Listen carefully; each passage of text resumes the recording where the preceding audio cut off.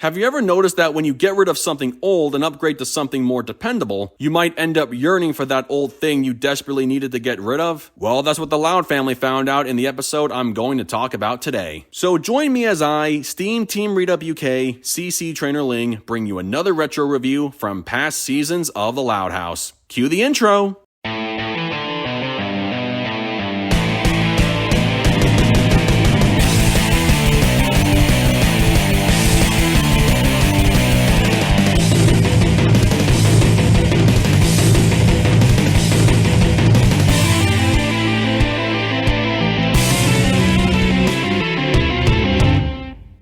Today's episode is Vantastic Voyage. In this episode, the kids convince their dad to buy a new van to replace their worn-out Vanzilla, but soon come to regret their decision when their dad makes driving and even riding in their new van impossible for everyone. This was conceptually a rehash of the Season 1 episode Homespun, but done wrong. While in that episode, the kids grew to appreciate their worn-down house because they made good memories there, the same can't be said in this episode when it comes to their worn-out family van. They were rightfully complaining about how they hated pushing it every time it broke down and how they really needed a new one. The only reason why they started begging to get Vanzilla back was because they couldn't be themselves in the new one they got. It's really hard to believe that they would actually want to put up with a piece of junk van loaded with multiple mechanical failures and not even justify their so-called love with a few flashbacks reminiscing about the good times they had with it despite all the bad times they had with it. But you know, the story didn't have to force such an underwhelming learning to appreciate what we once had moment had it not been for Lynn Sr. being so overprotective of the new van he named Veronica. He made a checklist to see who was worthy and clean enough to go inside, he didn't want to rack up the mileage, and he wouldn't even allow Lori or Rita to drive it. Basically, he became a controlling neat freak and didn't want anyone else to use and or mess up the car in any way. While some of his moments with Veronica were a little silly and humorous, his behavior was still very pathetic to watch. However, the only thing I will say in defense of his actions would be he probably had the tight family budget mentality when it came to taking care of their new van. With that many people in his family and knowing how much it costs to keep a car in good condition, he most likely didn't want Veronica to get used up so quickly and meet the same fate as Vanzilla. However, considering the fact Vanzilla is decades old since both Lynn Sr.'s father and grandfather were the owners of it in the past, it would take years and years before Veronica ended up becoming what Vanzilla is today. But either way, the family tried to convince their dad to loosen up and stop obsessing over Veronica, and they can't seem to get through to him. Not even when Rita gets in a car with her shirtless and attractive male co-worker. In fact, the dad becomes even more obsessed with keeping Veronica safe when the kids try to scare him with a fake tire theft. He's only convinced to change his ways after he sees some random guy in a van having a good time with his kids. While that's all fine and sentimental, the real question is why would he decide to return the new van with no mechanical issues and get back the old one with many mechanical issues? He could have just told his family they no longer needed to be squeaky clean to step inside and allow Lori and Rita to drive Veronica if they wanted. Again, this is what I mean when I say this is the poorly written version of Homespun. Besides the dad's friends in his van club talking about some of the great times they had in their old vans with their kids after being neat freaks with the new ones they got, Lynn Sr., much like the rest of his family, never has a flashback about any good times with Vanzilla, presumably because there weren't any as indicated during the scene where he was eating pizza. There was no logical reason outside of personal family feelings to trade in Veronica and go back to Vanzilla because, unlike the former, the latter was rightfully deserving of getting crushed at the junkyard. But in the end, they managed to save their old van from getting crushed and they go right back to how the episode first started, with mechanical breakdowns and huffing and puffing while pushing the damn thing along the road. I consider this one of the stupidest endings to any episode of the series. We also get a little subplot with Lori and Lenny taking advantage of a car salesman by saying they want to test drive the vehicle just so they can get around town since Lori was banned from driving Veronica. Even though the salesman makes a note on how getting fast food and going to the mall isn't part of a test drive, Lori and Lenny manage to win him over, and he even allows them to use the car to race to the junkyard to save Vanzilla. The only good things worth mentioning would be the kids dropping major hints about getting a new van, which included making van-related puns, and of course any scene involving Lola. Her scenes included not helping to push Vanzilla and standing on top waving as if she were in a parade, and then she gets all mad when no one realized she got knocked off by a tree branch. There's also that quick moment where she got mad at Lincoln for trying to stop her and Lana from doing a van-related song number they worked on for 3 hours even though their dad was was already convinced to get a new one. She was undoubtedly the best thing about the episode, which judging by the rest of it isn't really saying that much. Overall, this episode is just too stupid and illogical. When you have no flashbacks talking about any of the good times or benefits that Vanzilla had to offer, it makes the family's desire to get it back and restore the status quo come off as phony and forced. While yes, they hated the idea of how they had to take special precautions to be allowed to step foot in their new van, you have to wonder why they couldn't just convince their dad to stop being so overprotective of Veronica. The dad never has a believable moment of reckoning either, and would rather go back to an old van that needs to be scrapped instead of just allowing other people to drive the new one and put their muddy feet on the floor. I understand they were going for a sentimental family style ending, but for them to willingly go back to dealing with one car issue after another, all for the sake of wanting to be themselves when driving or riding in it, makes no sense whatsoever. They could have created new memories with a new car and they'd have far less issues, but hey, it's all about that status quo, and this episode really shoved that notion in the face of the audience. With that said, I give Vantastic Voyage a 4.7 out of 10. Well folks, that concludes my review of Vantastic Voyage. So I gotta ask, what did you guys think of this episode? Sound off in the comments below, and be sure to click that subscribe button for more Loud House related content. That's going to do it for me. I'll catch you guys for the next video, but until then, this is SteamTeamRedubUK, CC Trainor-Ling, signing off. Peace out, home slices.